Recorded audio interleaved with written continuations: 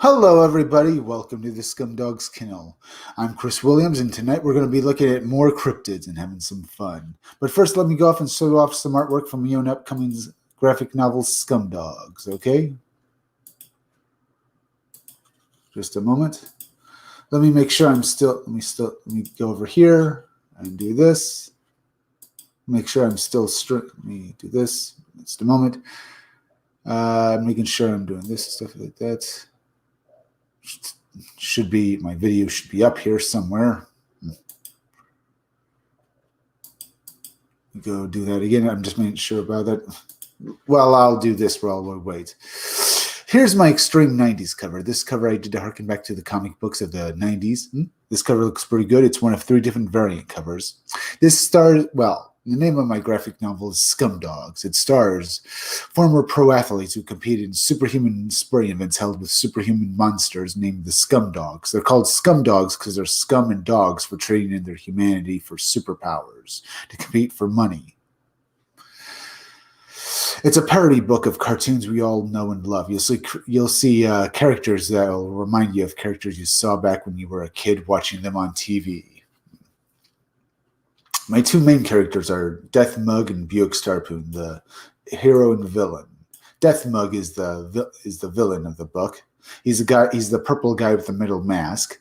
He's an overblown, arrogant dictator. You've seen an arrogant dictator who wants to rule the world. You know, the classic supervillain type from a cartoon from the 80s. While his archenemy Buick Starpoon is a G.I. Joe parody. Well, mostly he's the guy with the pink pompadour hair over there. He's mostly a parody of a G.I. Joe characters, Duke and stuff like that.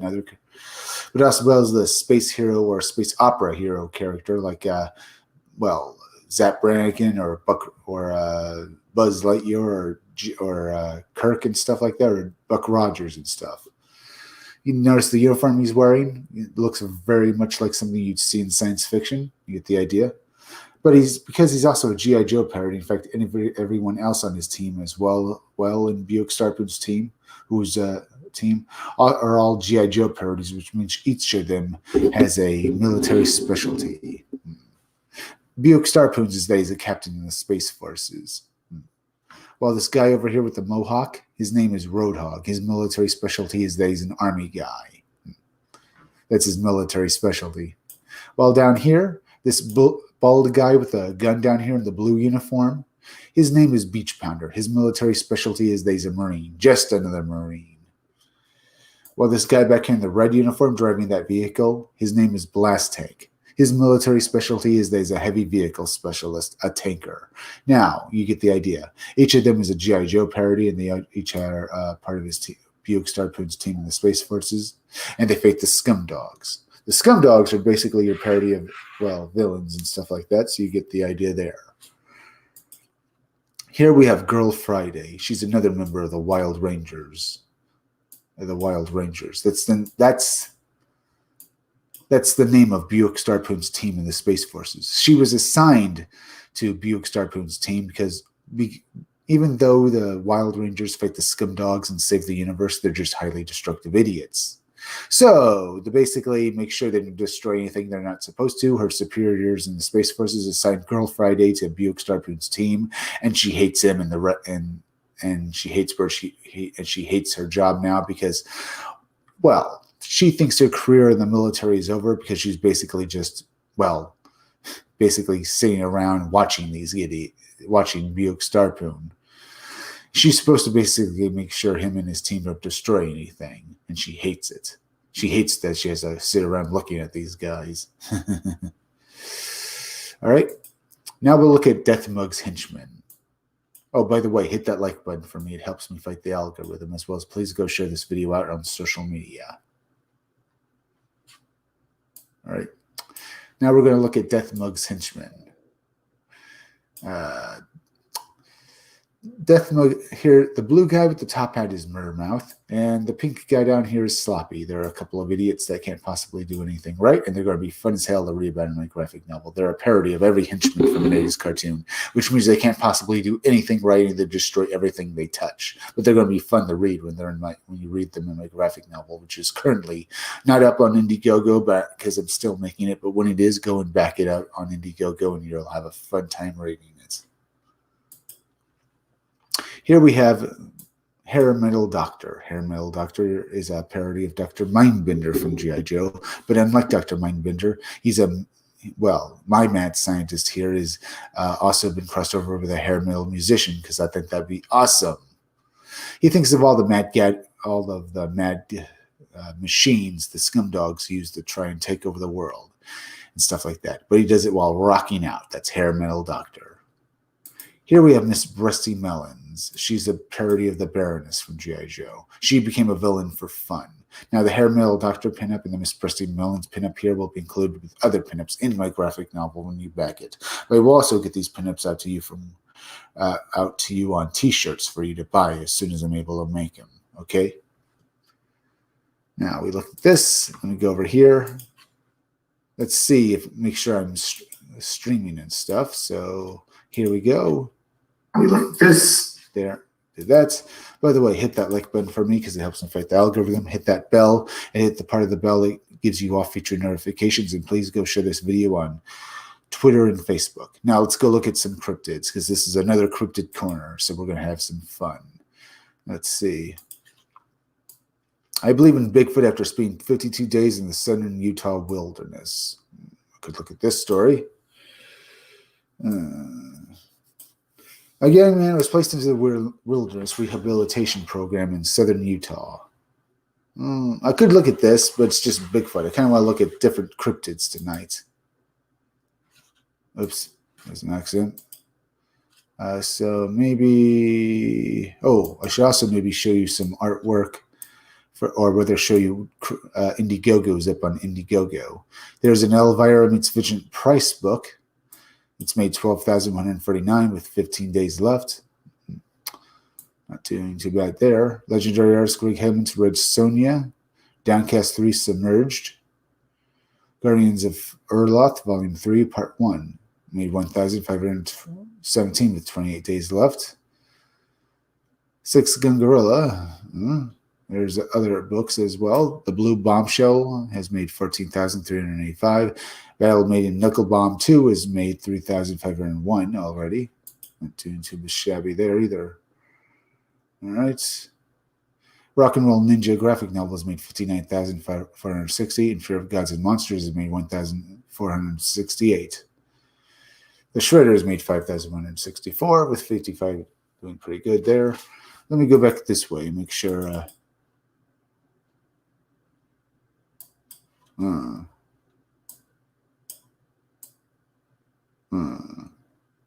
I doing good. Alien Alamos made $85,956, doing pretty good there as well. Today, folks, we're going to be having another cryptid corner and looking at cryptids. I can read a few stories and having some fun here. Let's see. Let me do that. Let's see. Did I exit out of it by accident? Let me go over here. I guess I have to go to cryptids. Let me put that up here. Basically, look up a list of cryptids and cryptids right here. All right, let's see. Here's a list of cryptids we can take a look at. All right. Bat Squatch. Bear dogs. Could look at those. Basically look up actual stories. People said they watched them. Beachwalker. Why not take a look at that? Maybe. Kind of bored here. Oh, whoa. I probably should do that. Let me go do this and go back over here. Feel free to hit that. Yeah, maybe I'll just say that later. All right. Let's go over here. Planet Mars, its anomalies and mysteries. Ghostly fisherman photographed in Edinburgh. Let me see here. What cryptid should I look at? Maybe. Let me try this. Look at interesting cryptids. Let's try magic.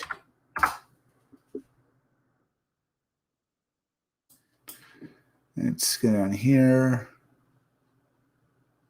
Let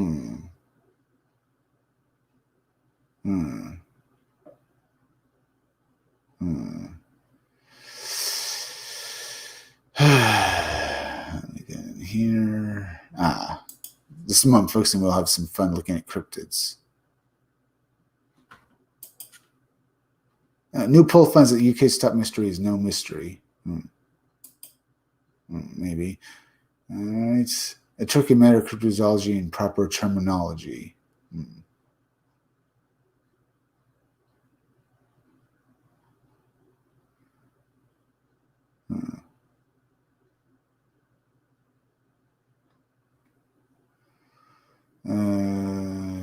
Let's see. Mystery of Monsters of Hawaii. Let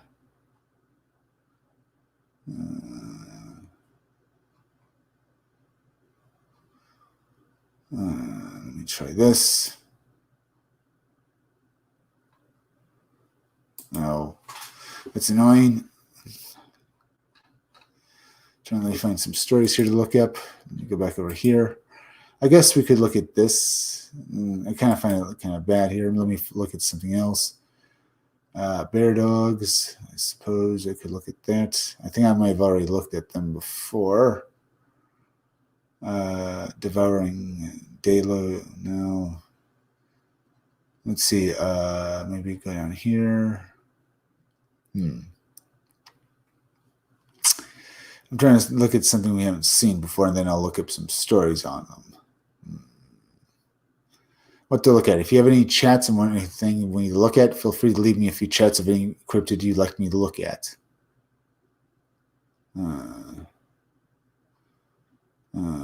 It's North Shore Monster, maybe. Maybe. Let's see. I'm trying to look down. Ratman of Southend, Raystown Ray. Rhinoceros Dolphin. Okay, that's interesting. Let me go down here. I'm just going to look at random cryptids and maybe look up some stories. People have seen them and stuff. All right. Maybe just go up here. Humanoids. Let me try that again. Do that. Humanoids. Deer Man, we've already looked at a while ago. Iberima, Wild Man. Abominable Swamp Slub. Slub? Well, let me go in here. Alien Bigfoot. Alien Cosmonaut. Okay, let's look at this alien Bigfoot. It's basically Bigfoot who's sighted around UFOs and stuff. So, yeah, we've already basically covered that before. Let me say down here.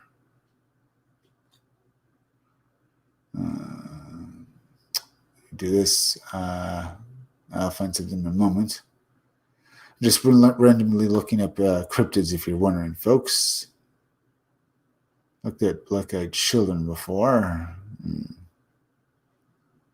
Let's see down here. All right. Gremlin.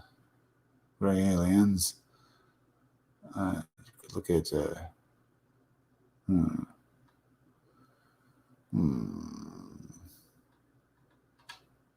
We could look at Ghoul, I suppose. Fishman of Lunges, Fiji Mermaid.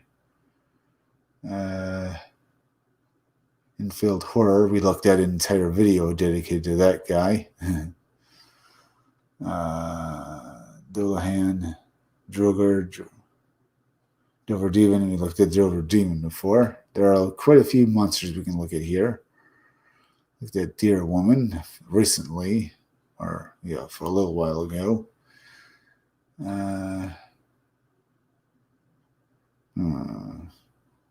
Looked at a bunch of these guys. Let's try giant bats, perhaps? Maybe. Looked at the grassman. Why not? It's a type of Bigfoot, so let's look at the grassman. Grassman, or known as Ogo grassman, Kenmore grassman, orange eyes, is a tall bipedal human as it stalks the woods of Ohio. Hence the name Ohio grassman. It is reportedly very similar to Bigfoot. It seems to be much more aggressive than any other Sasquatch species. The grassman gets its name from the small but hut-like living structures or nests it builds out of tall grass. Sightings. The first prominent sightings of grassman occurred in the small village of Minerva in August 1978 Minerva in Ohio, when the grandchildren of Minerva residents Evelyn and Howard Clayton, along with their friends, ran inside screaming about a hairy monster they saw in the gravel pit outside. When the couple went out to investigate, they saw what the crying children had described as it was covered in dark matted hair, sitting in the pit and fiddling with discarded trash. It was estimated to be around 300 pounds. The Claytons fled, but this would not be their last encounter with Ohio's ape man. The Claytons would see the grassman many times after their initial encounter. One night it was seen peering at them through their kitchen window. Hal ran for his gun, but the primate was gone before he returned. The area was later investigated by police, although there was no sign of the hairy humanoid. Several faint footprints were observed in the mud, and terrible smells still lingered in the air. The Ohio grassman was later seen by the Claytons atop a hill near the strip mine at night. Interesting right there. We have two people watching. We're checking out the Ohio grassman right now. Although there was no sign of the hairy humanoid, several faint footprints were observed in a strip mine at night, broad daylight. The couple observed two hairy bipeds on the same hill. It was only after these reports by the Claytons were made that a Starlink connection was made. Days before the gravel pit incident, the Claytons' German Shepherd was found dead, its neck broken, presumably killed by the hairy beast. The murder of a case, along with its infamous Sasquatch, would form the most complex, important Bigfoot investigating Ohio's history. Even so, the year 1978 was not the first mention of such creatures roaming the Buckeye State in the 1700s. Indians native to the Ohio spoke of a race of bipedal ape men referred to as wild ones of the woods that lived nearby. The Native Americans would leave out food for the creatures in an effort to keep peace. Again, late 1800s, signs of a similar hairy biped were made by the Ohio River. The hominid had apparently tried to throw a man out of his carriage, but retreated when his daughter ran as a passenger threw several stones at it. It is unknown whether these are all grasping signs or possibly signs of a similar kind of Bigfoot, and if the latter, how related the two are, more species are. Height ranges from 5 to 10 feet tall, generally in the 6 to 7 foot range. Footprints ranges from 10 to 20 inches long. Some footprints appear to have claws, pigeon toes, or flat feet. Some prints are three-toed. Handprints, possible handprints, have been found. Weight estimates 300 to 1,000 pounds, generally in the 300 to 500 pound range. Sounds, some reports say it growls and barks with unusual heavy breath, while other reports say it sounds like the cry of a baby or the scream of a woman. Odor, strong odor, like the odor of a rot that lingers in the area even days after it's vacated. Appearance, snub nose, peaked or deep set eyes, chest very chesty, blackish brown in color. Long arms, pointed and bulky.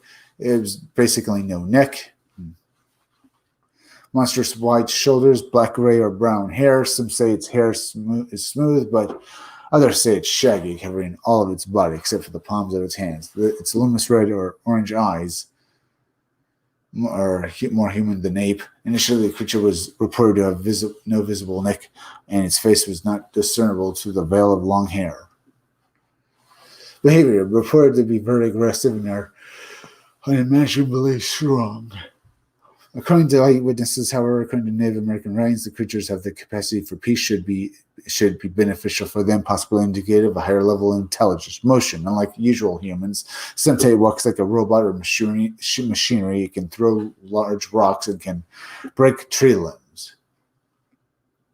Victim, known to kill dogs and numerous unusual deer. Kills them and reported with just ears, liver taken, and legs twisted off. Groups up to 5 individuals have been seen.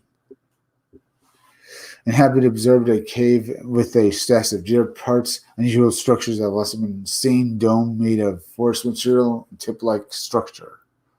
Hmm. That's interesting. Other notation. Mothers and babies observed feces found on tree limbs on wood fibers. The hair stretched, which are 60 inches, have been analyzed by Ohio State University, but haven't been identified.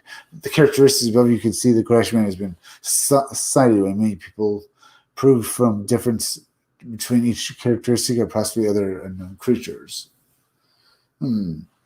Okay. Here's some art of him. Okay, it's interesting. So, what do you think, people? Is the grassman, Ohio grassman, just another Bigfoot, or is it another separate species of undiscovered ape, or is it an alien? Who knows? But it's all fun to read about. In fact, maybe. Where are you? Let's go look that up. Oops, wrong page. Sorry, I meant to do. Let's see this. Oops. Let me get that up here. Let's see. Let's go look at it more at the Ohio grassman.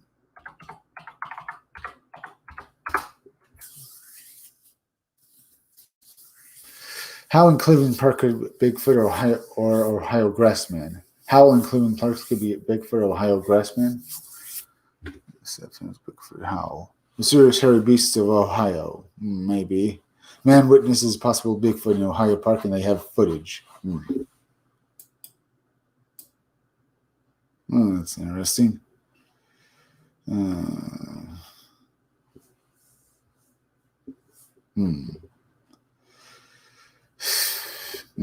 When Sasquatch scares socks off, huh? Maybe.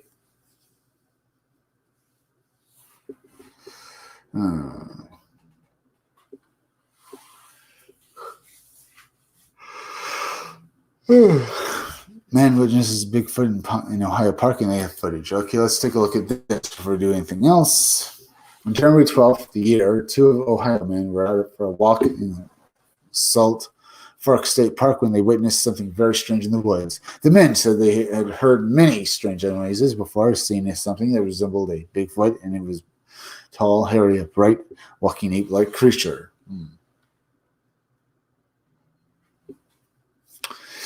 They were so startled that one of the men named Eric asked, "Did you see that? Should we even be here?"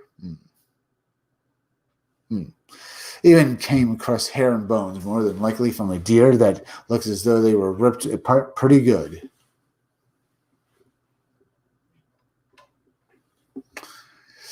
Over the years, there have been several alleged Bigfoot sightings in State Park. Ooh, let me do this. Forgot to do this. Yeah. Is making sure you guys are still streaming. We got 2 people watching.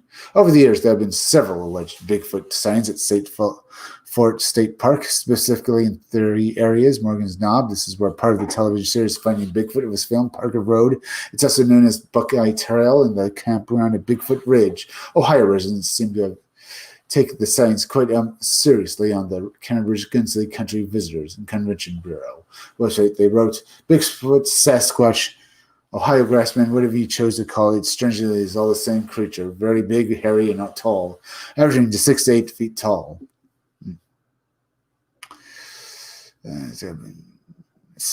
Since the middle of 1980s, with the huge amount of alleged evidence coming from state forest borders, King decided to host an annual Bigfoot conference in State Fork starting in 2005. As a matter of fact, in 2012, USA Today named Salt Fork State Park one of the top 10 Sasquatchiest places in northern Gray. who lives close to the park, and his own encounter seeing the creature was scary. Adding when I couldn't see it anymore, that was terrifying.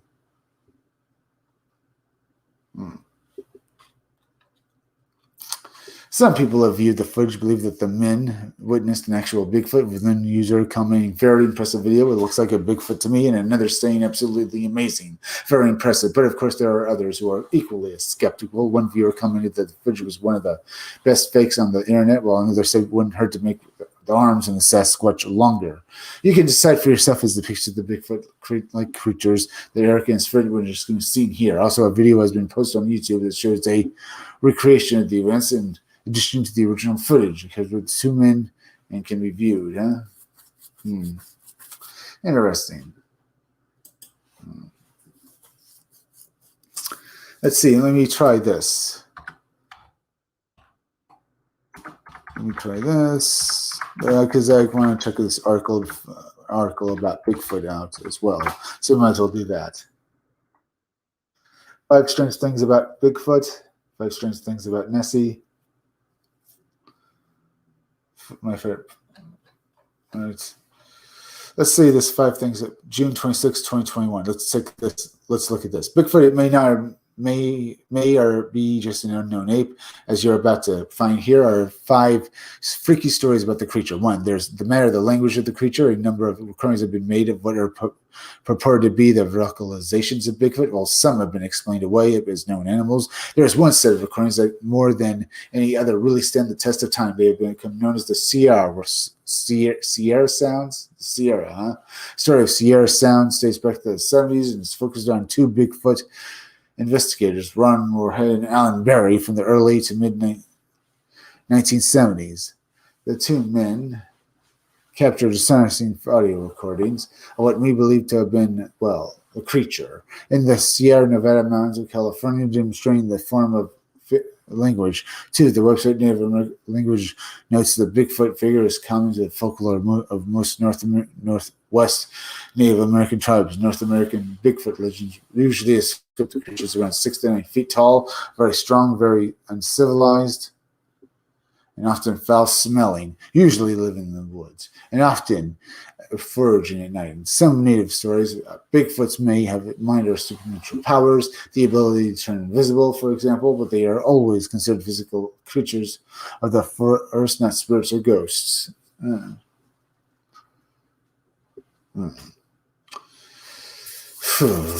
There are far more than a few reports on record where witnesses in close proximity to Bigfoot have reported feeling inexplicably terrified, nauseous, confused, disoriented, dizzy, lightheaded, and physically unable to move. This may not be due to sheer terror and the pounding blood of massive amounts of adrenaline coursing through the bloodstream. The culprit may be something called infrasound. In several terms, infrasound is in the extremely low frequency, one of which is significantly lower than 20 hertz. Is the typical extreme of human hearing. Sasquatch expert Scott Carpenter said of his very own encounter with Bigfoot, I am not an acoustic expert or a scientist. My findings are based on observation and common sense. I think that I was under the influence of infrasound during my encounter with the Bigfoot on April 30th in 2010. The Bigfoot manipulated my perception and sanitized my memory. It's even more disturbing is the fact that I did not react to the observing the Bigfoot. I had to have initially recognized what it was and where it was hiding. I made 2 attempts to zoom in on the Bigfoot and get a close-up video. Sometime during the process, I was sometimes subjected to the influence of infrasound, strongly influenced or brainwashed. It working off. It's almost like my memory was wiped clean. I was given instructions to leave, and I did.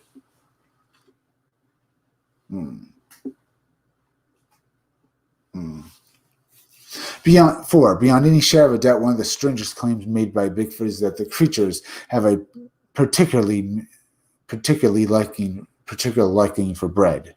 The means of horses. While it's a scenario that throughout recorded history there are stories of strange creatures with a fascination with horse breeding, Bigfoot, with Bigfoot and its mysterious elk leading the pack, certainly the leading expert in the forbidden Bigfoot shield, whose book chronicles her very, oh, damn it, I missed my place there. Book.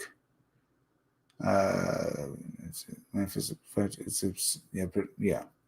The strangest claims about me is that the creatures have a particular liking for braiding the manes of horses. While it's a scenario that at first glance sounds manifestly absurd, the fact is that throughout Crows' history, there are stories of strange creatures, fascination for horse braiding. With Bigfoot and its mysterious elk leading the pack, certainly the leading expert in the curious case is Lisa Shell, author of Backyard's Bigfoot. And Forbidden Bigfoot. Shell, whose books chronicle her very own encounters with Bigfoot, says that I first encountered the main braiding phenomenon while living in Texas. In the beginning, I allowed myself to dismiss them as natural tangles of perhaps the handiwork of the neighbors, children. As time went on, however, I found more and more difficult to stick to my original hypothesis. Indeed, in the 2000s, particularly 2005, Shell experienced numerous examples of horse braiding when Bigfoot activity in our vicinity was at its height. Okay. 5. Particularly strange story that falls perfectly into this category of Bigfoot witnesses. Reaching my attention in mid-March 2007, occurred only a week or so earlier. It came from a married couple, Donnie and Lynn, who lived on the outskirts of Oklahoma City. By the way, folks, hit that like button for me. Helps you fit the algorithm. Hit that bell and hit the part of the bell that gives you all future notifications for my videos. And please go share this video on social media. Share it on Twitter. Share it on Facebook. All right, let's get back to this article. 5. Particularly strange story falls perfectly into this category. Particularly Bigfoot weirdness. It reached my attention in mid-March 2007. And occurred only a week or so earlier. It came from a married couple, Donnie and Lynn, who lived on the outskirts of Oklahoma National Forest in Oklahoma. Certainly, it's a forest that could easily hide far more than a few Bigfoot. It was around dusk, and husbands and wives were strolling along the running paths of their three shrouded. Let me get this. First, Bigfoot. Jeez, I lost my place. I need to get back to where I was reading there. I lost my place. So I'll get back to it right now. Let's see. Certainly, it's a forest that could easily hide for more than a few Bigfoot. It was around dusk, the tree-shrouded Orchard National Recreation Trail, when Donnie was suddenly gripped by an overwhelming sense that they were not alone. Their very move was being watched and scrutinized. My animalistic eyes. Donnie's sixth sense, one that we have all displayed from time to time, was right on there. In seconds, a massive, hair-covered figure emerged from the trees at a distance of what was really more than 20 feet or so.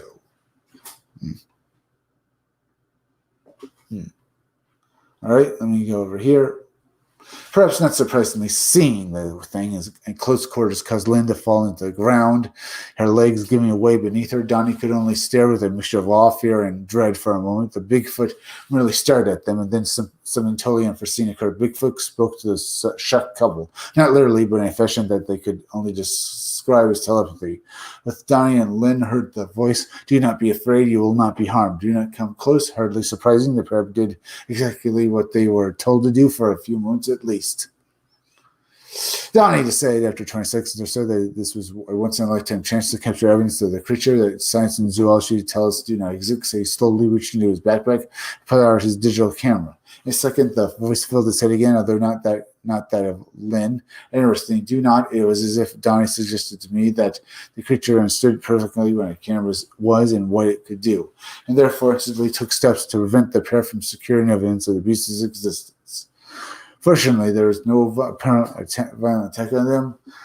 Instead of the Bigfoot learned in close, and yet again they heard a female voice say, "You will not be hurt, and you will need not fear." They didn't need telling again, and managed to scramble with their shaking legs and backed away, finally breaking into a hysterical run, looking back until the creature could no longer be observed. Okay, that was fun. Let's go look at some more articles. I got to read that article, so yeah, there's that. The Batari not a Bigfoot or maybe a Littlefoot. Maybe we'll look at it. Very strange firefighter Bigfoot encounters. I could look at this. Very five strange things about Nessie. Could be. I could look at that.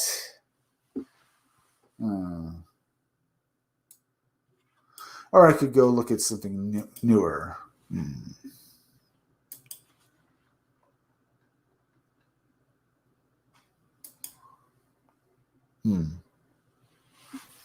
Oops.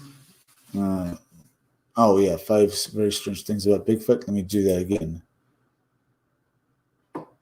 Yeah. That's the newest article. So maybe, oops.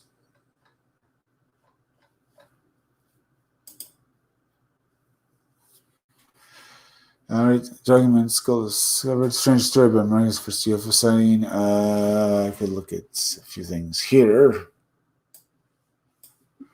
What else? You got a few chats for me, folks? Feel free to leave me a few chats. I'd love to hear from you guys if there's any cryptid you'd like me to check out. So I think I'll go over here. And look at this.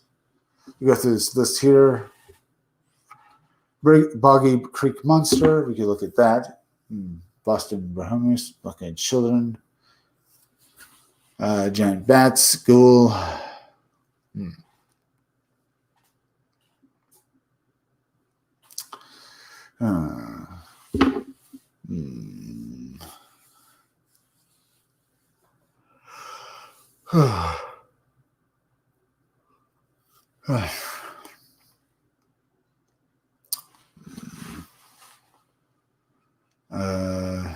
Let's see here what to look at. Let me see here. Bear Man. Gator Man. If you look at those.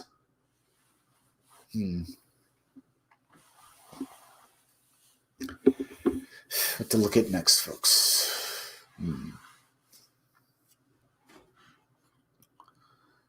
Fishman of Lingus. Freshwater Monkey. Maybe.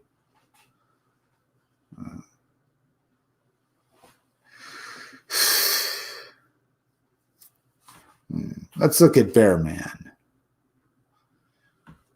Bear Man, monster at the Kansas City, Missouri area, said to be some sort of hybrid primate. Overview. Russell Hoffman, an 81-year-old native of Sedalia, said the legend of the Bear Man monster could be traced back to the 1900s. His father told him of a circus train got wrecked in the year 1904. Several animals used in the circus were aboard during the train crash. A 12-foot-tall gorilla had escaped. Many people believe that the B-Man monster was really the offspring of the escaped gorilla. Holloman relates that one of his uncles residing at Glen Road has told him about a hunt that happened in his cornfield in the late 1950s by people carrying all sorts of shotguns to catch the Beastman monster. It was when the boys would get out of hand, they'd call out the Bear Man monster. If you don't behave, I will do anything. I did see anything. If the guardian appeared behind those little thing, no. They didn't count, right? Let's see. Russell Hoffman, 81-year-old, 900. A 1-year-old native Sedalia said that the legend of the Bear Man can be traced back to the 1970s. Fell to him about a circus. Yeah, offspring like that. Holman relates that one of his uncles. Sorry if I'm basically slurring my words, folks. I'm a bit tired tonight.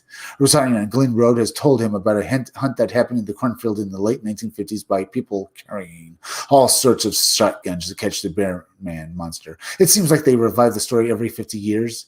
The guy said, Dad said when the boys would get out of hand, they'd call out the Bear Man monster. If you don't behave, I didn't see anything. The Bear Man monster was used like the boogeyman to scare children into behaving. It was therefore known to most people as a story of local legend. Sightings: a 21-year-old Sedalia native, Damon claimed to have seen the creature described as something like a coyote or wolf. Smith saw this monster when he was about 10 years old, and he was then riding his uncle's pickup truck when a wolf-shaped creature emerged from the woods and started running at the sides of the vehicle. I've seen what my uncle told me was the bear man legend, says Damon. I haven't seen anything. I haven't heard of anybody speak of it since I was little. It wasn't quite animalistic. Smith said it's hard to explain unless you've seen it. Other strange sightings occurred around the same time as Uncle. Okay, that's interesting. Smith remembered when a pig was found mauled to death without any sign of another animal, such as tracks around. Another time, a dark figure emerged around in the woods during a thunderstorm. He said it was like one of those. Well, it was like one of those. It could be something. Yeah, it could be something, or it could be just your imagination. It's not like Santa Claus or the Easter Bunny. I think something that does exist that's unexplainable. Reports: there have been reports of large footprints. Steve Millard, Steve here, 41, grew up near Smitten, saw what he was. Yes, saw some when he was about 12 years old. Millard and a friend went behind his parents' barn to dig for worms to go fishing. It was spring morning when Drew on the grass. The boys saw a spot where it looked like a deer sitting had laid down. They then noticed the footprints. There was these huge footprints, Mullen said. We followed them down the pond and just got spooked. They were big. We couldn't see the stride that far apart. Mallard said he thinks the bearman monster may exist, especially after watching documentaries about American Indians who describe seeing similar creatures. Seeing similar creatures I get made fun of all the time. But I know what I saw this morning. I'll never forget it. He said some say the bearman monster was a prank in the 50s. Judy Lancer, 65, of Sedalia, was in high school in 1958 when Broadway Boulevard was, widened to 4 lanes. This was all about the same time for time the technology came along that used strobe lights as a caution for the road construction. He said the same teenager stole a construction sign with large, round, yellow flashing lights, covered with brush, and hid it in a field near the Bear Man. We would drive out there just to see who was out there checking on the monster. And said we mainly see who was gullible enough to see the monster. It did kind of look like flashing out, like eyes flashing. When he says he knows the culprits behind the prank, but I've held this secret for 50 years. I'm not telling now. Okay, so there's such a thing known as the Bear Man. Kind of boring. Or at least it's a legend and stuff. Don't know if it's real. Let's see. We looked at that creature before. Also one. We've talked about also one before. This is about that guy with the deer antlers who has the mechanical hand and basically stole that guy and basically took him to another planet.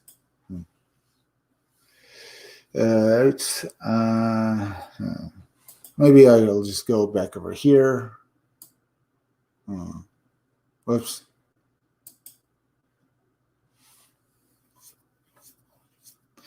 Let's see. Maybe I'll just put cryptids in, see if we can't find a random cryptid to look at. Or maybe I should put cryptids funny, cryptids. Let's see, cryptids.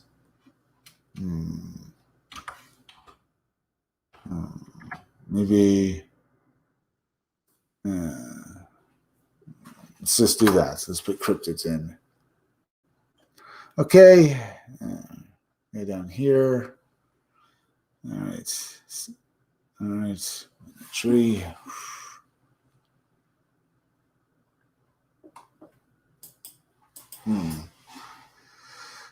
do this. Feel free to leave me a few chats, folks, because I'd love to hear about your opinions on these creatures.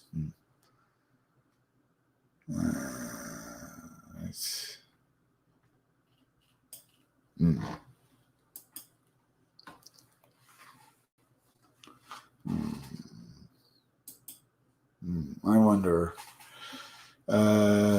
Maybe try.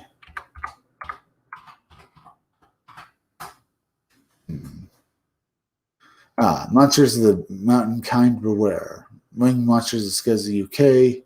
The Missing Sea Monsters of Canada's Cape Sable Island.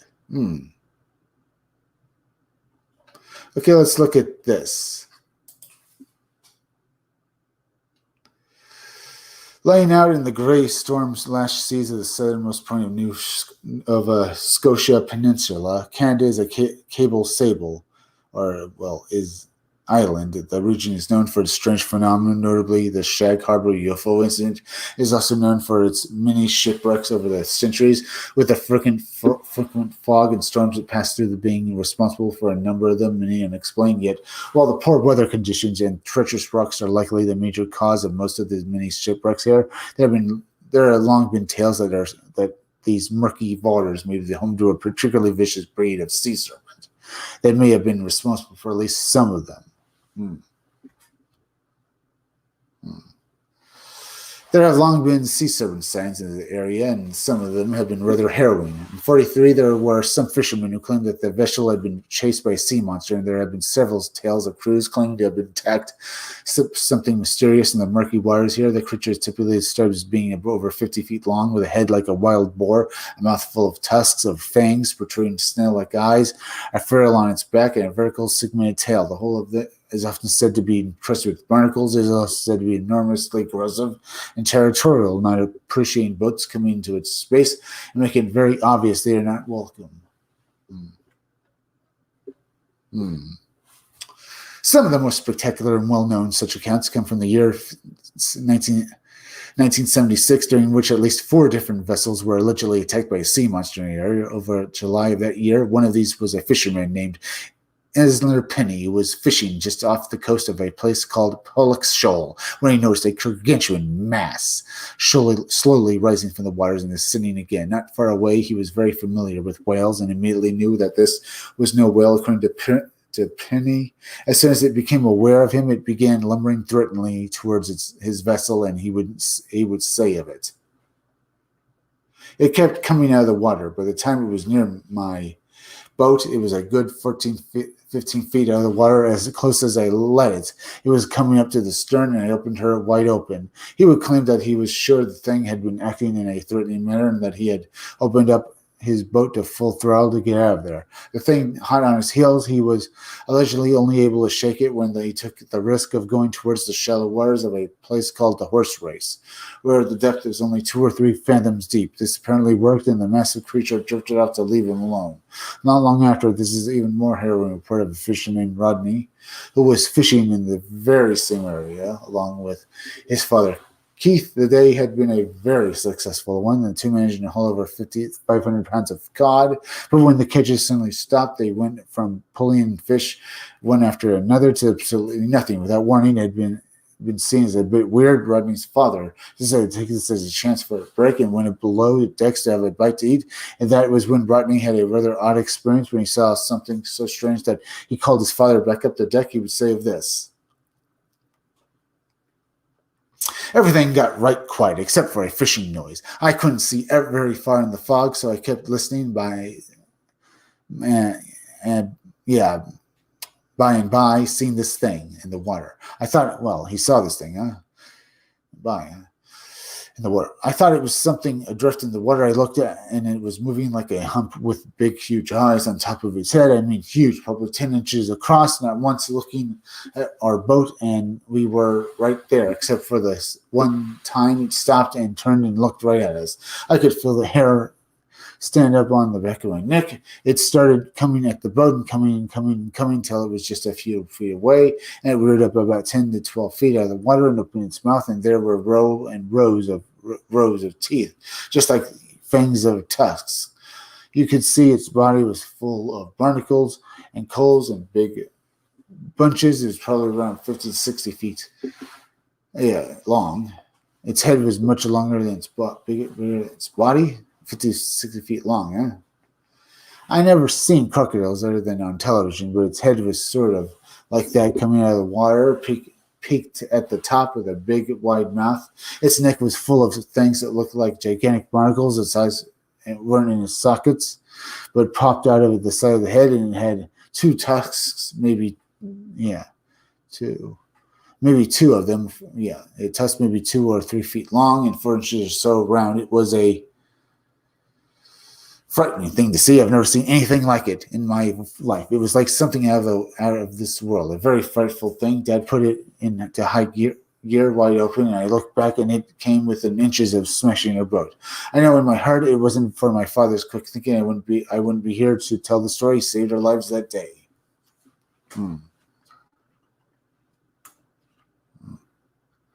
Let me do this.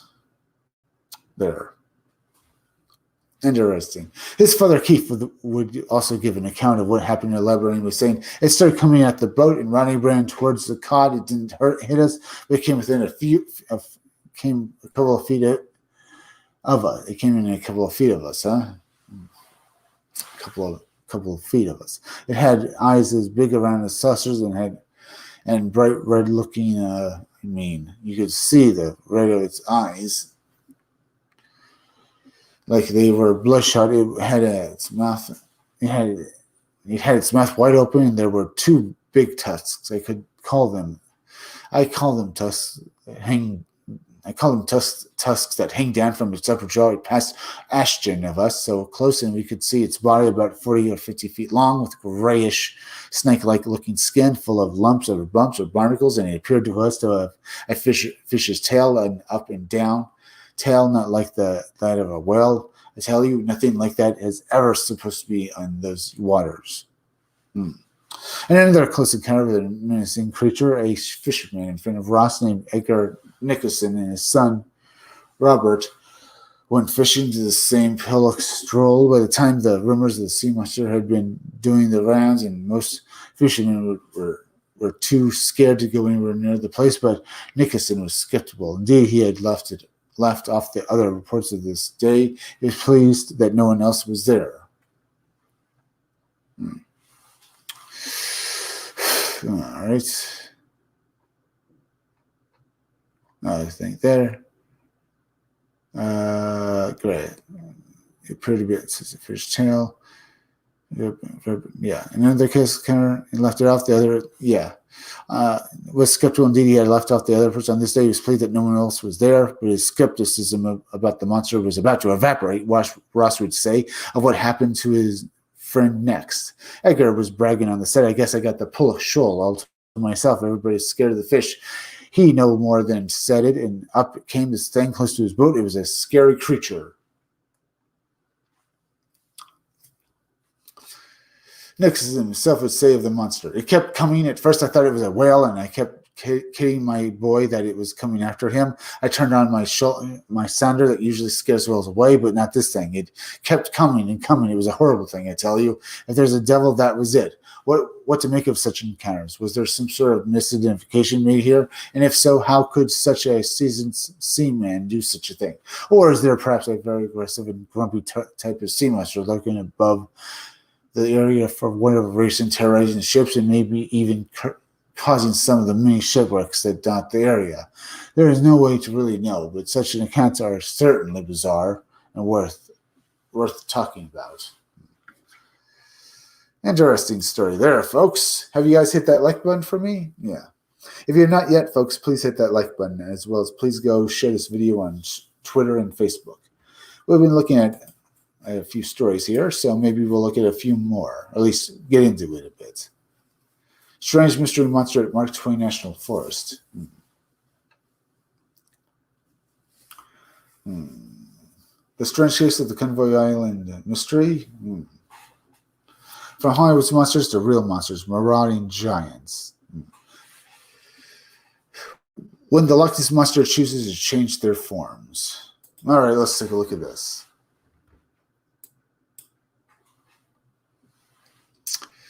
A few days ago, I wrote articles here on Mysterious Universe on the supernatural side of the Men in Black and the Bigfoot phenomenon. Today, I'm going to share with you my thoughts on the paranormal sides of the Loch Ness Monster. More likely, the Loch Ness monsters. In fact, there are two aspects of the Nessie issue that are well worth addressing. So I'll split it all into two parts. The first deals with the lesser-known, highly important issue of the ability of the creatures to change their shapes, or at least that's just how it appears to be. Are we talking about shapeshifters? Incredibly, we just thought might be. Well, begin with the mysterious several centuries when the creatures of the loch were tamed kelpies or alternatively water horses. It seemed to be noted that although the creatures are assumed to be one and the same, there is one noticeable difference between the tails.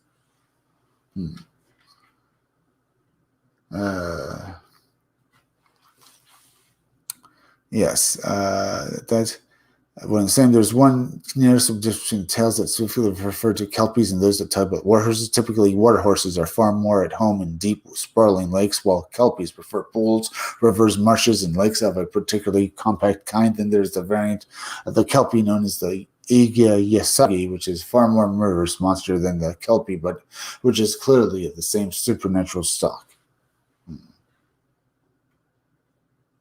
The term kelpie is in clear origins, though most likely explains it as a distortion of the Gaelic kelpa, which translates to Hafner. Kelpies are terrifying murderous creatures that lurk in the depths of Scottish lochs, canals, and rivers, and more than a few of them in Loch Ness. Not only that, but like werewolves, the kelpies are just definitive shapeshifters. Creatures that take on multiple forms, including hideous serpentine monsters serpentine horses, hair-covered humanoids, beautiful maidens, or the mermaid variety, and of horse-like creatures. The kelpie is solely driven by crazy gold to drown the unwary by enticing and dragging them into the depths, culling them in the process. Okay, so we got that. It can shapeshift and do stuff like that as well, huh? How much more of this article do I have? Oh, okay, not that much more. It's important to note it wasn't in times long gone that people lived around saw the beasts. As shape-shifting things, as you'll see now, the year was, well, in the 1800s, was one of the most spectacular nerve-jangling of all Nessie encounters that took place in Unlucky Witness. All Nessie encounters, nerve-jangling. Nessie encounters took place to the unlucky eyewitness, and that really is the only way we can describe him, as a man named Duncan. It was his task to take a dip into Loch Ness, John points, and examine the ship that had sunk in the entrance to wherever they were.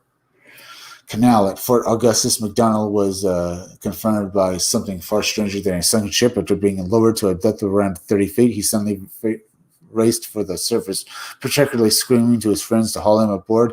Their vessel was several days before McDonald could bring himself to confide in the rest of the crew what he had seen. It was nothing less than a frog-like creature perched on a rock shelf, which was around the size of a fully grown goat. No one needs to be told that a frog doesn't look like a long-necked beast. The wave occurs in 33, prompting Miss K. McDonald to come forward with her account of strange-looking creatures in Loch Ness. One which looked nothing like the classic humped, long-necked monster that was all the rage. According to Miss McDonald, she saw a 6-foot to 8-foot-long animal swimming in the river and approaching the home mills, were very bizarre. She described it.